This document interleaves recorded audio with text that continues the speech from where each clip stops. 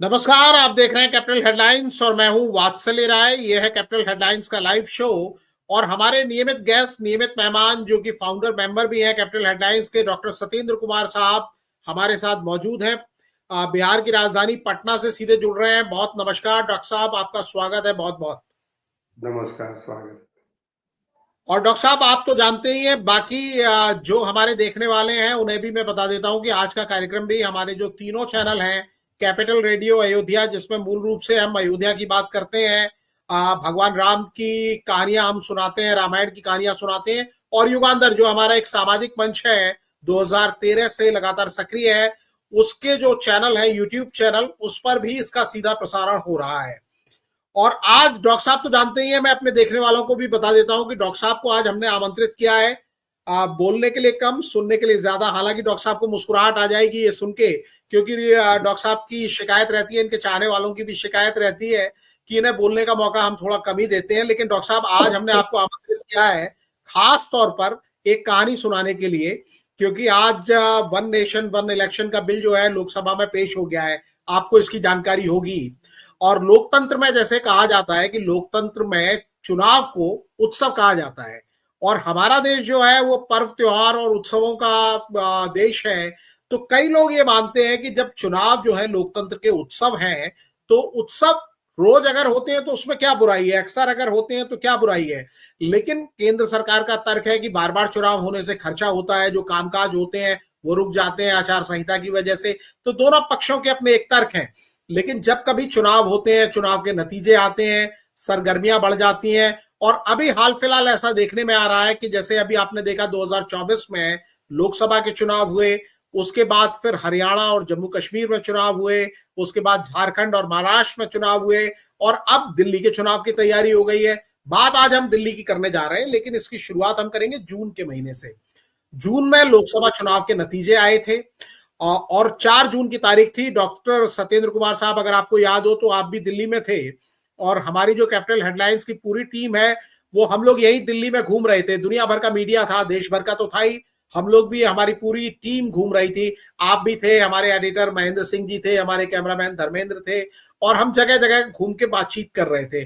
फिर आपको याद होगा कि हम लोग लुटियन जोन में पहुंचे, एक बहुत सीनियर जर्नलिस्ट के पास पहुंचे, उनसे हमने बात की, कैपिटल हेडलाइंस की अपने देखने वालों को हमने उसको बातचीत को दिखाया भी, और उनसे हमारी बात हुई, क्योंकि उन्होंने लगातार 1956 के बाद से हिंदुस्तान के अंदर जितने भी चुनाव हुए हैं, चाहे वो आम चुनाव हो, लोकसभा के, विधानसभा के, नगर पालिकाओं के, हर चुनाव पर उनकी पैनी नजर रही है। और ऐसे बहुत कम लोग हैं जो 1956 से लगातार चुनाव देख रहे हैं। तो चुनाव में दो बातें हुई। एक बात तो हुई प्रधानमंत्री नरेंद्र मोदी की, जिन्होंने नारा दिया था अब की बार 400 पार। वो 400 पार का नारा एनडीए के लिए था और बीजेपी के लिए 370 का था। डॉक्टर साहब, आपको याद होगा कि ये नारा बड़े जोर शोर से गूंजा था। आप कहानी सुन रहे हैं तो अगर सर भी हिलाते रहेंगे तो मुझे लगेगा कि आप सुन रहे हैं, नहीं तो एक जाड़े का मौसम है, बीच में आपको नींद कब आ गई ये पता नहीं चलेगा, क्योंकि नहीं, इंटरेस्टिंग कहानी सुन रहे हैं सुन रहे पूरी हैं। तरह। जी जी। तो मैं यही आपको याद दिलाना चाह रहा था कि अब की बार 400 पार का नारा था और 370 सीटें भारतीय जनता पार्टी के लिए उम्मीद की जा रही थी। और वो चुनाव जो हो रहे थे तो कई लोग मान रहे थे कि ये राममय चुनाव है, क्योंकि 22 जनवरी 2024 को अयोध्या में श्री राम मंदिर का वहां पर भगवान की प्राण प्रतिष्ठा हुई थी, उसका कार्यक्रम हुआ था, और पूरे देश में एक माहौल बन गया था। और उस माहौल के बाद वो चुनाव हो रहे थे, और जब चुनाव की तारीखें तय हुई थी और जिस तरीके से 7 फेज में यूपी में इलेक्शन हो रहे थे और बाकी जगह इलेक्शन हो रहे थे, तो एक माहौल इस तरह का बनाया गया। और मीडिया में भी, और जितने भी सर्वे आ रहे थे, कोई ये मानने को तैयार नहीं था कि भारतीय जनता पार्टी, जिसने 2019 में 303 सीटें जीती थी, वही फील गुड वाला हिसाब किताब था कि उनकी सीटें घटेंगी या कम हो जाएंगी। तो ये माना जा रहा था कि एक रियलिस्टिक टारगेट है, 303 इनको पहले मिल चुकी है, 370 नहीं मिलेगी तो 350 मिलेगी।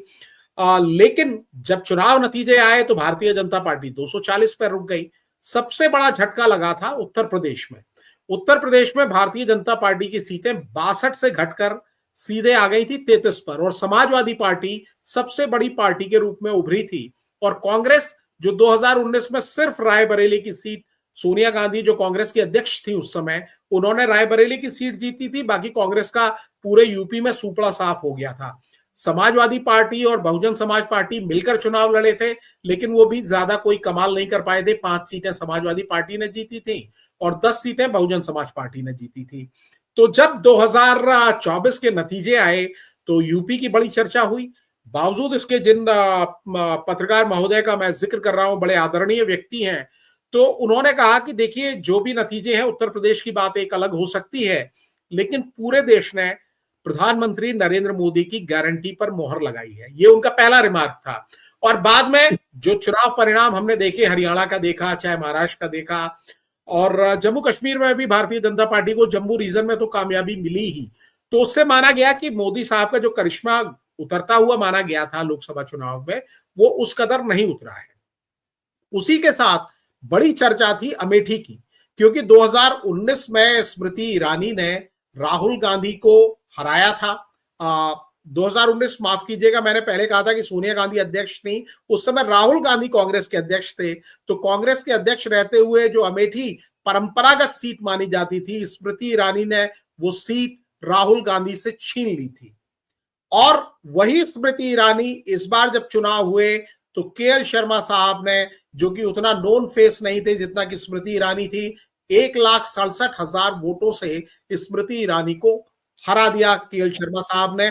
और बड़ी इसकी चर्चा हुई। तमाम लोग, जो तमाम आलोचक इंतजार में थे कि स्मृति ईरानी कैसे थोड़ा सा नीचे आए, क्योंकि 10 साल वो केंद्र में मंत्री थी। राहुल गांधी को हराने के बाद भारतीय जनता पार्टी के अंदर भी उनका कद बहुत ऊपर चला गया था। डॉक्टर साहब, आपको तो याद ही होगा। तो जिनका मैं जिक्र कर रहा हूं, आदरणीय पत्रकार महोदय, जिन्होंने 1956 के बाद से लगातार सारे चुनाव जीते हैं, प्रधानमंत्री मोदी के बाद हमारी चर्चा उनसे हुई थी स्मृति ईरानी को लेकर भी, आपको याद ही होगा। तब उन्होंने ये कहा था कि भारतीय जनता पार्टी के लिहाज से अच्छा ही है कि स्मृति जी चुनाव हार गई हैं अमेठी से। तो ये बड़ी हैरानी उस समय उस जवाब को सुनकर हमें हुई थी। तब उन्होंने अगली लाइन में ये हमें बताया कि अब भारतीय जनता पार्टी उन्हें दिल्ली में बड़ी भूमिका दे सकती है। दिल्ली का चुनाव दूर था, क्योंकि आज हम दिसंबर की 17 तारीख की शाम को बात कर रहे हैं, 18 तारीख का बिल्कुल करीब है, और दिल्ली में अभी चुनाव की तारीखें तय नहीं हुई हैं, लेकिन सरगर्मियां जारी हैं। और जून में दिल्ली के चुनाव के बारे में सोचना, तो आप समझ सकते हैं कि भारतीय जनता पार्टी कितना आगे सोचकर चलती है। स्मृति ईरानी अमेठी में चुनाव नहीं जीतने जा रही हैं, ये ग्राउंड से रिपोर्ट्स आने लगी थी। माहौल थोड़ा बदला हुआ था, एक एंटी कैंपेन भी था, तमाम लोगों ने उनको घेरने की कोशिश की, विपक्ष के तमाम सारे लोगों ने। राहुल गांधी खुद तो रायबरेली से चले गए थे, लेकिन केएल शर्मा साहब वहां आए, जिनका अमेठी से एक पारिवारिक रिश्ता है। अब जब स्मृति ईरानी हार गई तो ये दावा किया, ये उन्होंने सबसे पहले कहा, ये बताया कि शायद उनको दिल्ली में आजमा सकती है भारतीय जनता पार्टी, क्योंकि दिल्ली एक ऐसा फ्रंटियर है जो प्रधानमंत्री का जब जादू पूरे देश में चल रहा था 2014 में, तब 2015 में अरविंद केजरीवाल का झाड़ू दिल्ली में चला, और ये वो किला है जो 1998 के बाद से भारतीय जनता पार्टी नहीं जीत पाई है। तो पीएम मोदी का एक तरफ जादू, दूसरी तरफ अरविंद केजरीवाल का झाड़ू। 2015 में झाड़ू चला, 2020 में झाड़ू चला, और 2015 में आपको याद होगा डॉक्टर साहब कि उस समय किरण बेदी, जो कि पूर्व सहयोगी थी अरविंद केजरीवाल साहब की अन्ना आंदोलन में, तो उनको चेहरा बनाकर भारतीय जनता पार्टी आगे लेकर आई थी। बावजूद इसके इतनी बुरी हार हुई कि सिर्फ 3 विधायक, 70 में से 3 विधायक भारतीय जनता पार्टी के जीते। 2020 में भारतीय जनता पार्टी ने किसी को चेहरा नहीं बनाया, बावजूद इसके स्थिति में ज्यादा बदलाव नहीं हुआ, 3 की जगह 8 एमएलए हो गए। अब स्थिति यह है कि आम आदमी पार्टी 70 की 70 सीटों पर अपने उम्मीदवारों के नाम का ऐलान कर चुकी है। कांग्रेस ने भी एक लिस्ट निकाल दी है और उसने भी 21 उम्मीदवारों के नाम का ऐलान कर दिया है। लेकिन भारतीय जनता पार्टी ने अभी तक अपने किसी उम्मीदवार के नाम का ऐलान नहीं किया है। और भारतीय जनता पार्टी के बारे में मैं आपको बता दे रहा हूं कि 2013 के चुनाव को आप देखेंगे, जब डॉक्टर हर्षवर्धन सबसे बड़ा चेहरा थे, तो भारतीय जनता पार्टी बहुमत के बिल्कुल करीब जाके रुक गई थी। 2013 में 33 सीटें उन्होंने हासिल की थी। 2015 और 2019 का हाल मैं आपको बता चुका हूं। और उसके बाद तमाम प्रयोग किए गए, कभी मनोज तिवारी को आगे लाया गया, किरण बेदी जी का मैंने जिक्र किया ही, वीरेंद्र सचदेव आज की तारीख में अध्यक्ष हैं। लेकिन इस बीच में एक चर्चा आ रही है और मैं जो बताना चाह रहा था कि हर चुनाव में 13, 15, 19 चुनाव के पहले यह माहौल बनाया जाता था कि हवा भारतीय जनता पार्टी के पक्ष में है, लेकिन नतीजे कुछ और आते थे। इस बार अरविंद केजरीवाल साहब वाकई मुश्किल में लग रहे हैं, क्योंकि आज की तारीख में वो मुख्यमंत्री नहीं है, जेल से जमानत पर आए हैं और उन्होंने ये दावा किया है कि ये चुनाव ही उनकी बेगुनाही का सबूत देंगे। आतिशी मुख्यमंत्री हैं, उनकी जगह आ गई हैं और अरविंद केजरीवाल के सामने कांग्रेस ने एक उम्मीदवार उतार दिया है, उनका नाम है संदीप दीक्षित। आप जानते हैं कि कांग्रेस के कद्दावर नेता हैं, उनकी मां यहां पर 3 टर्म मुख्यमंत्री रही है और बहुत ही कामयाब मुख्यमंत्री थी। तो संदीप दीक्षित जी आ गए हैं और अभी तक एक चर्चा चल रही थी कि परवेश वर्मा, जो कि किसी जमाने में भारतीय जनता पार्टी के सांसद हुआ करते थे, किसी जमाने में क्या जून तक सांसद थे, इस बार उनकी टिकट कट गई, तो उनको अरविंद केजरीवाल के सामने खड़ा किया जाएगा। और अरविंद केजरीवाल के कई इंटरव्यू हाल फिलहाल के मैंने देखे, तो उन्होंने कहा कि एक तरफ 2 मुख्यमंत्रियों के बेटे चुनाव लड़ रहे हैं, दूसरी तरफ आम आदमी का बेटा चुनाव लड़ रहा है। लेकिन अब कहानी में एक ट्विस्ट आ गया है और ट्विस्ट वही आ गया है जिसको लेकर मैं आपको कहानी सुना रहा हूं डॉक्टर साहब। वो ट्विस्ट ये आ गया है कि अब तमाम जगह से ये दावा किया जा रहा है कि भारतीय जनता पार्टी इस इरादे में है कि स्मृति ईरानी जी, जो कि जून में हमें वो दिग्गज पत्रकार साहब ने, जो बड़े आदरणीय व्यक्ति हैं, उन्होंने कहा था कि भारतीय जनता पार्टी इस तरह का इरादा बना सकती है कि अमेठी में चुनाव हार गई हैं स्मृति ईरानी, उसके बाद उनको दिल्ली में बड़ी भूमिका दी जाए। बड़ी भूमिका क्या, अरविंद केजरीवाल मुख्यमंत्री पद छोड़ चुके हैं, लेकिन दावेदार तो है ही मुख्यमंत्री बनने के, और उनके सामने, क्योंकि 2020 में जब किसी को चेहरा बिना बनाए भारतीय जनता पार्टी चुनाव मैदान में उतरी तो स्थिति ज्यादा अच्छी नहीं रही। अब यह माना जा रहा है कि अगर स्मृति ईरानी को चेहरा बनाकर चुनाव मैदान में उतारा जाए और दिल्ली की सीट पर ही चुनाव लड़ाया जाए, नई दिल्ली, जहां से अरविंद केजरीवाल 3 बार चुनाव जीत चुके हैं और पहला चुनाव उन्होंने दीक्षित जी को हरा के लड़ा था, तो बहुत ही कांटे का मुकाबला हो सकता है, एक हवा बन सकती है भारतीय जनता पार्टी के पक्ष में। और डॉक्टर साहब, मैं आपको ये बता रहा हूं कि ये बात जो जून की हमने सुनी थी, अब इसको मीडिया लगातार रिपोर्ट कर रहा है और मैं आपको दिखा सकता हूं ये तमाम जगह क्या क्या रिपोर्ट किया जा रहा है। दिल्ली चुनाव 2025, क्या स्मृति ईरानी बनेंगी बीजेपी की सीएम उम्मीदवार? तो इस तरह की हेडलाइंस आप देखेंगे 2-3 दिन से लगातार चल रही है। भाजपा दिल्ली के मुख्यमंत्री पद के लिए स्मृति ईरानी को संभावित चेहरा मान रही है। क्या ये आतिशी के खिलाफ एक रणनीतिक कदम है? मैं आपको वो हेडलाइंस बता रहा हूं जो कि हेडलाइंस आजकल चल रही है। केजरीवाल साहब बार बार एक सवाल पूछते हैं कि दिल्ली में तुम्हारा दूल्हा कौन है, ये भारतीय जनता पार्टी से सवाल होता है और इस तरह का एक ओपिनियन पीस लिखा गया है आज तक की वेबसाइट पर। तो उन्होंने बताया कि भारतीय जनता पार्टी ने शायद वो जवाब तलाश लिया है। बीजेपी दिल्ली के मुख्यमंत्री पद के लिए स्मृति ईरानी को संभावित चेहरा मान रही है। ये हेडलाइन दूसरी जगह भी इसी तरह की है। क्या स्मृति ईरानी लड़ेंगी दिल्ली विधानसभा चुनाव? क्या सीएम फेस बनाकर बीजेपी खेलेगी दांव? तो भारतीय जनता पार्टी के जो अंदर खाने अभी तक चल रही थी तैयारियां, वो अब सतह पर आ रही हैं, मीडिया में आ रही हैं। मीडिया इसके बारे में बात कर रहा है, खुल के लिख रहा है और बिना आग के, जैसा कहा जाता है, धुआं नहीं उठता। और ये भी लोग दावा कर रहे हैं, तर्क भी दे रहे हैं कि इसका रीजन क्या है, क्योंकि भारतीय जनता पार्टी की तरफ से ऑफिशियली डॉक्टर साहब कोई जानकारी नहीं आई है।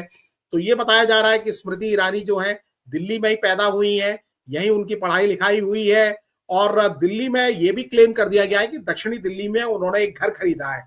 ये कहां से इनके पास जानकारी आई है मुझे इसका पता नहीं, लेकिन मीडिया में इस तरह के दावे किए जा रहे हैं। और पहला चुनाव उन्होंने लड़ा था 2004 में, सबको याद है, कपिल सिब्बल साहब के खिलाफ लड़ा था, लेकिन उस समय चांदनी चौक की सीट पर वो ज्यादा कमाल नहीं कर पाई थी। उन्हें सिर्फ 27% वोट मिले थे और 63% वोट कपिल सिब्बल साहब को मिले थे। तब चुनावी राजनीति में थोड़ी सी नई थी। और ये भी बताया जा रहा है कि दिल्ली बीजेपी के सीनियर नेताओं से लगातार मुलाकात कर रही है स्मृति ईरानी, इसीलिए उनके चुनाव लड़ने की अटकलें तेज हो गई हैं।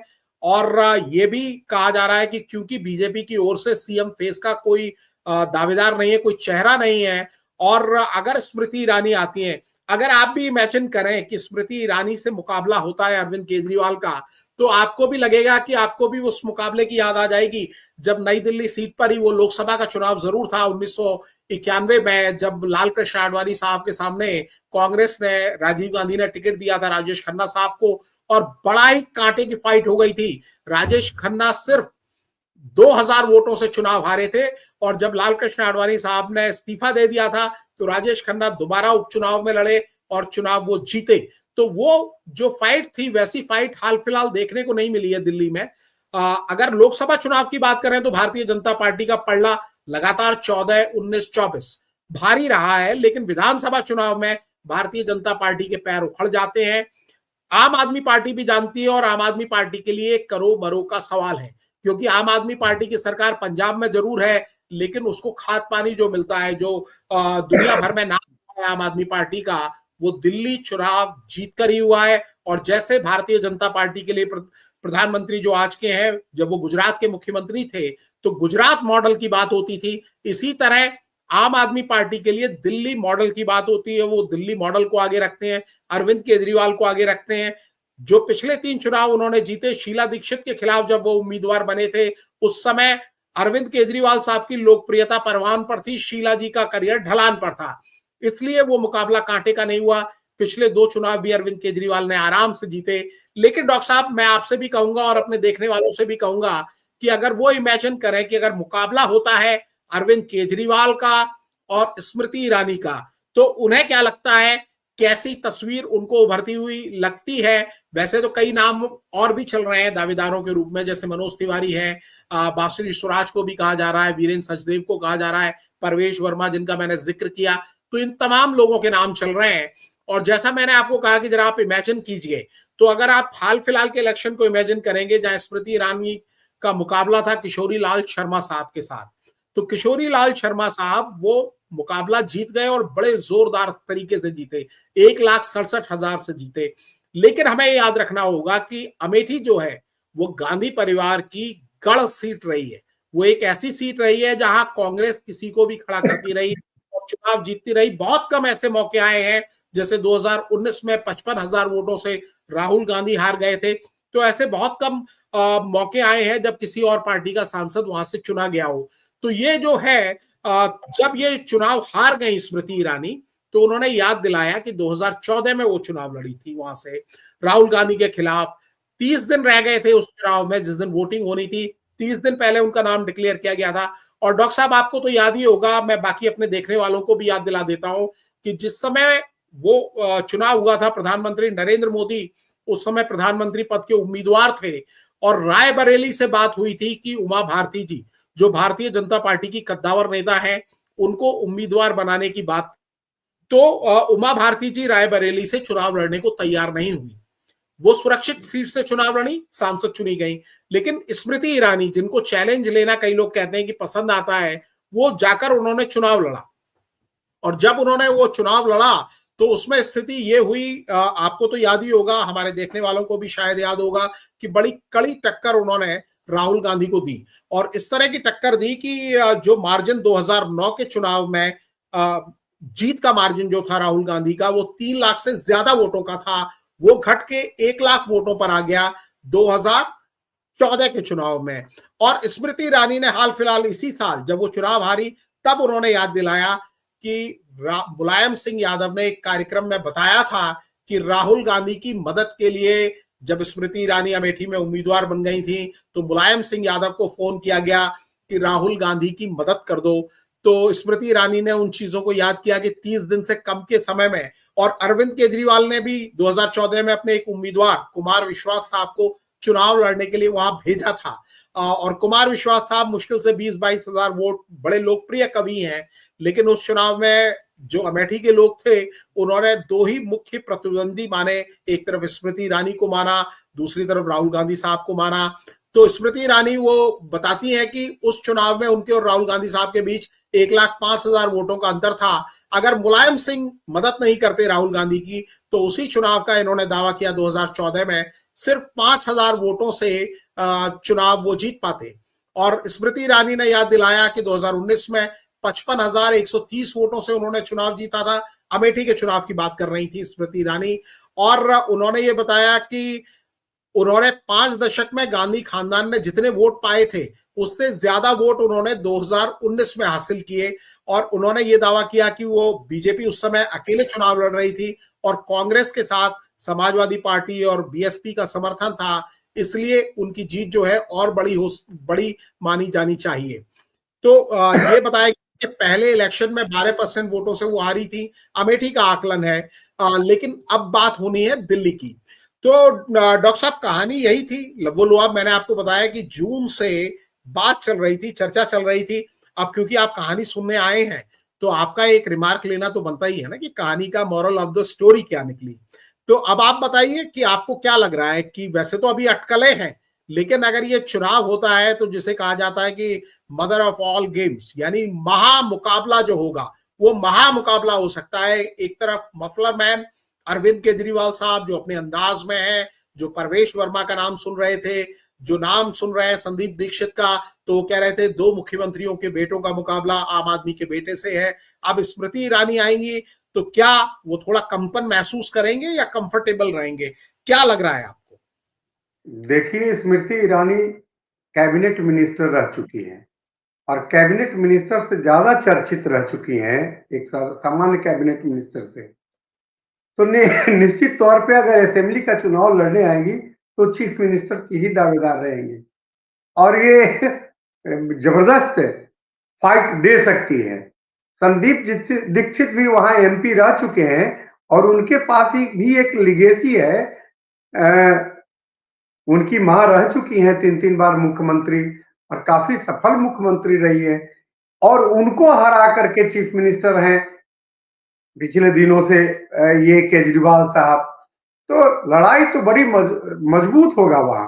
कौन कितना मजबूत होगा, कौन कितना कमजोर होगा, ये कहना मुश्किल है।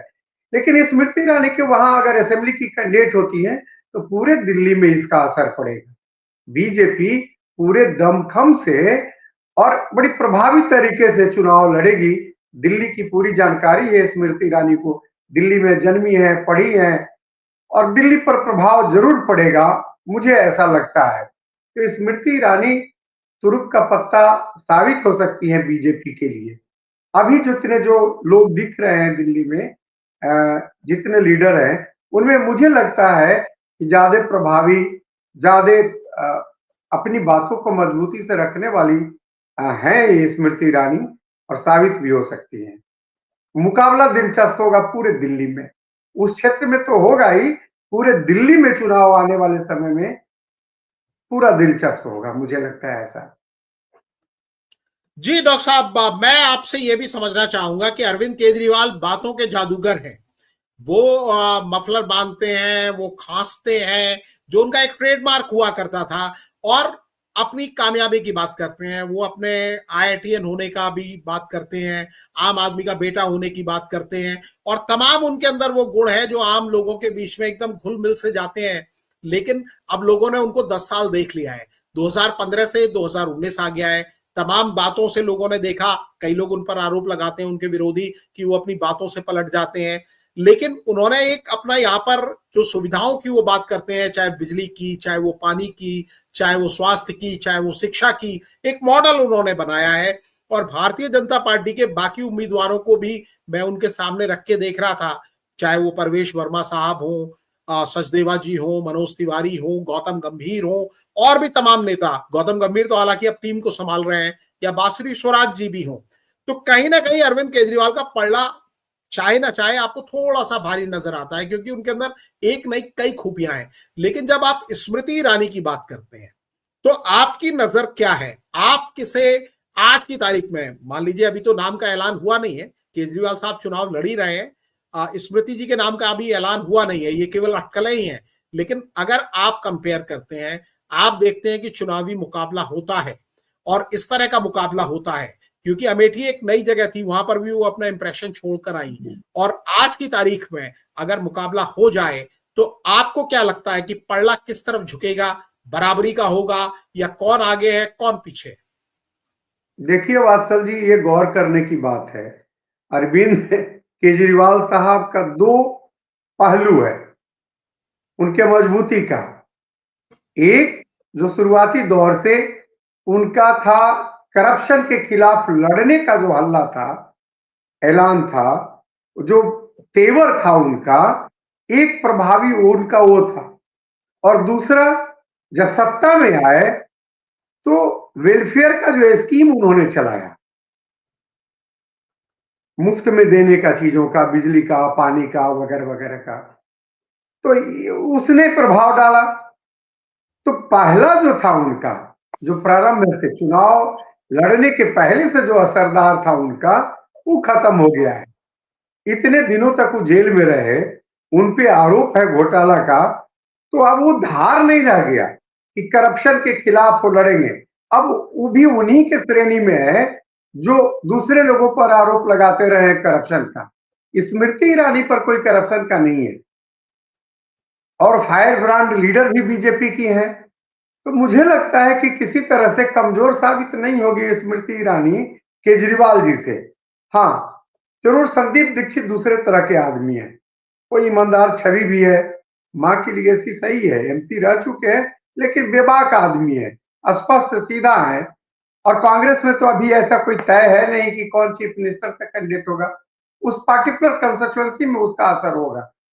तो मुझे लगता है कि अभी जो दिख रहा है उसमें बीजेपी और आप के बीच में लड़ाई मजबूत होगी।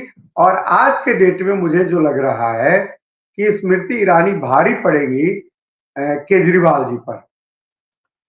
और जी डॉक्टर पूरा साहब, ये तो आप बहुत बड़ा दावा कर रहे हैं। हालांकि जो स्मृति ईरानी जी की अपनी इमेज है, निश्चित तौर पर अमेठी में जिस तरह का उन्होंने 2019 में प्रदर्शन किया, 2014 में जो उन्होंने जीवटता दिखाई, और वैसे भी उनकी अपनी एक इमेज है जो आपने कहा फायर ब्रांड, तो वो एक इमेज है, वो मुद्दों को लेकर उतरती हैं, वो सड़क पे भी बैठ जाती हैं, चाहे सिलेंडर को लेकर। हालांकि अब जब महंगाई की बात होती है तो कई लोग उनके मीम भी शेयर करते हैं, लेकिन निश्चित तौर पर एक उनके अंदर जुझारूपन है। और कार्यकर्ताओं के बीच में जाके, क्योंकि अमेठी के वो सीन 2019 के कई बार मुझे याद आते हैं जहां कहीं एक जगह आग लग गई थी, हालांकि उनको शायद वैसा करने की जरूरत थी या नहीं थी, तो वो खुद हैंडपंप चला रही थी, खुद बाल्टी में पानी ले रही थी, और खुद वो आगे बढ़ रही थी बाकी अपने वॉलेंटियर्स के साथ, वर्कर्स के साथ। तो जो काम अरविंद केजरीवाल को हमने करते देखा कि वो बिजली के तार जोड़ने के लिए प्लास लेकर चढ़ जाते थे सीढ़ी पर, उसी से वो घर घर में पॉपुलर हुए दिल्ली में जाकर। तो वही उसी तरह की इमेज कुछ कुछ स्मृति ईरानी जी की है। और दूसरा, वो महिला होने के नाते महिलाओं की स्कीम की बात कर सकती हैं, बाकी चीजें कर सकती हैं। भारतीय जनता पार्टी उनको लाने के लिए सोच रही है, नहीं सोच रही है, मैं दोबारा कह रहा हूं, हमें इसकी पुख्ता जानकारी नहीं है। लेकिन हमने जून में ये कहानी सुनी थी जो डॉक्टर साहब आपको बुलाकर हमने सुनाई, और अभी हम मीडिया में तमाम जगह रिपोर्ट देख रहे हैं, और ये हम आपसे भी जानना और समझना चाह रहे थे। तो ये खूबियां उनके अंदर है, और अगर वो आती हैं, क्योंकि भारतीय जनता पार्टी के पास खोने के लिए ज्यादा कुछ नहीं है। 2015 में भारतीय जनता पार्टी, जिस समय प्रधानमंत्री नरेंद्र मोदी का जादू पूरे देश पर चल रहा था, तो दिल्ली में झाड़ू चल रहा था, और भारतीय जनता पार्टी सिर्फ 3 एमएलए जीत पाए।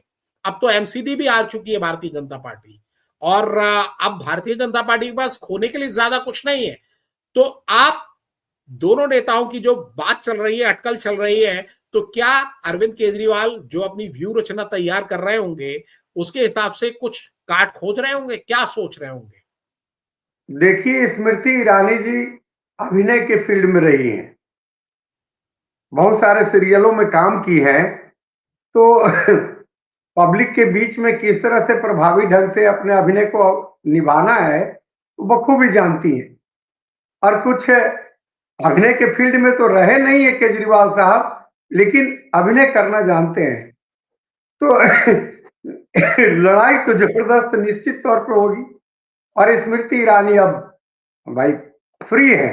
देखिए, स्मृति ईरानी के साथ भी दो तरह की बातें हैं, एक सत्ताधारी मिनिस्टर के रूप में और एक विरोधी के रूप में।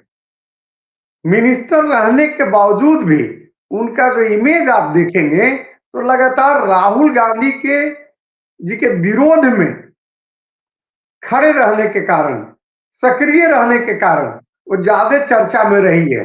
पार्लियामेंट के डिबेट देखिए, जहां भी देखिए, आप देखिए कि राहुल गांधी चाहे उस परिवार के खिलाफ सब जो करते रही हैं इतने धारदार तरीके से, इसलिए ज्यादा चर्चित रही हैं। अपने मिनिस्ट्री के कामों में उतनी चर्चा नहीं रही है, शुरू से फेल रही है। एजुकेशन मिनिस्टर के रूप में भी जो रही, चाहे बाद में भी, वो उतनी प्रभावी नहीं रही। तो अभी जो दिल्ली के चुनाव में होगा वो विरोधी पार्टी के लीडर के रूप में उनका रोल होगा, और मुझे लगता है कि उस रोल में वो ज्यादा फिट बैठती हैं, और यहाँ भी ये बैठेंगी ज्यादा मजबूती से। सबका अपना हाँ, अपना लेकिन स्वभाव मैं होता आपको है। ये कहना चाहूंगा, शिक्षा मंत्री के रूप में जरूर आपने जिक्र किया, कुछ काम उन्होंने उस समय भी अच्छे किए थे। और कपड़ा मंत्री जो आज आपके बड़े भाई और आपके मित्र गिरिराज सिंह साहब हैं, तो पहले ये मंत्रालय स्मृति जी देखती थी। और आप अपने हाँ, बड़े भाई और मित्र गिरिराज सिंह जी से भी पूछेंगे तो वो कहेंगे कपड़ा मंत्री के रूप में स्मृति जी ने अच्छा काम किया। हालांकि आपने सही कहा, वो मंत्रालयों को मंत्री के रूप में उनका कैसा काम था उसको आकलन करने का आज समय नहीं है। वो अमेठी में चुनाव हार गई, लेकिन उनका जुझारूपन शायद अभी भी बरकरार है। चुनाव हार के बाद जब उनसे पूछा गया तो उन्होंने बड़ी साफगोई से कहा कि पूर्व प्रधानमंत्री अटल बिहारी वाजपेयी भी चुनाव हारे थे। तो ये चुनाव में हार जीत होती है, लेकिन एक ऐसा मुकाबला हो सकता है अगर भारतीय जनता पार्टी जैसा मीडिया में दावा किया जा रहा है, या जैसा जून में जिन दिग्गज पत्रकार साहब का मैं जिक्र कर रहा था, जो बड़े आदरणीय व्यक्ति हैं, 1956 के बाद से उन्होंने सारे चुनावों पर नजर रखी है और हमें भी उनका आशीर्वाद मिलता रहा है। तो उन्होंने साफ तौर पर कहा था कि भारतीय जनता पार्टी अब दिल्ली में स्मृति ईरानी के लिए बड़ा रोल खोज सकती है। और डॉक्टर साहब को भी लग रहा है ये पूरी कहानी सुनने के बाद। और मैं माफी चाहूंगा डॉक्टर साहब के चाहने वालों से कि आज इनको कहानी सुनाने के लिए ही बुलाया था। कई लोग कहते हैं कि डॉक्टर साहब ने का मौका नहीं दिया, लेकिन डॉक्टर साहब आखिर में आपको पूरा मौका मिला है। लेकिन आज आपको आमंत्रित कहानी सुनाने के लिए कहा गया था, बुलाया था, हमने रिक्वेस्ट की थी आपसे, क्योंकि जब कोई श्रोता होता है तो बोलने में थोड़ी सी आसानी रहती है। हालांकि ये नंबर्स हमें दिखते रहते हैं कि काफी लोग आपके अलावा भी कहानी सुन रहे हैं हमारी, लेकिन वो आते हैं जाते हैं। आप लगातार, क्योंकि आप आ गए तो आप जा तो सकते नहीं जब तक कार्यक्रम समाप्त नहीं होगा।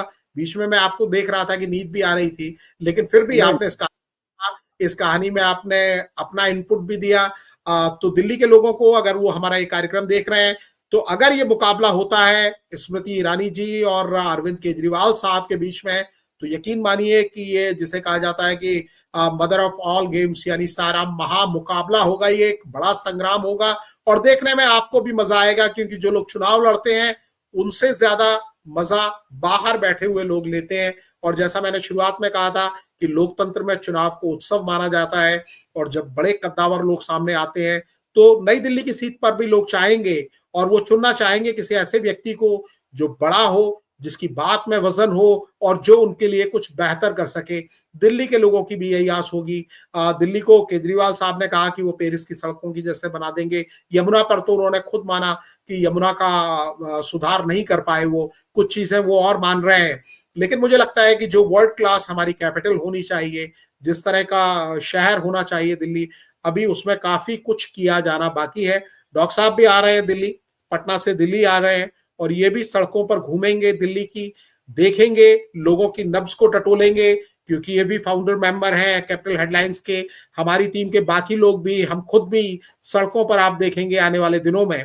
आप तक हम कोशिश करेंगे कि लोगों की सीधी आवाज पहुंचाएं। अगर कोई नेता हमसे बात करना चाहेंगे, उनकी भी सीधी आवाज आप तक पहुंचाएं। और दिल्ली का हाल दिल हम आपको बताते रहेंगे जब तक चुनाव नहीं होते, चुनाव नतीजे नहीं होते। पूरे देश का हाल तो हम लेते ही रहते हैं, और हमारा काम ही यही है। अब हमारा काम यही है कि हम देश का हाल लें, आपका हाल लें, आपको देश का हाल सुनाएं और देश को आपका हाल सुनाएं। आप सभी इस चर्चा में हमारे साथ जुड़े, आपका शुक्रिया। डॉक्टर साहब, आपने भी इतना वक्त दिया और बड़े ध्यान से पूरी कहानी सुनी।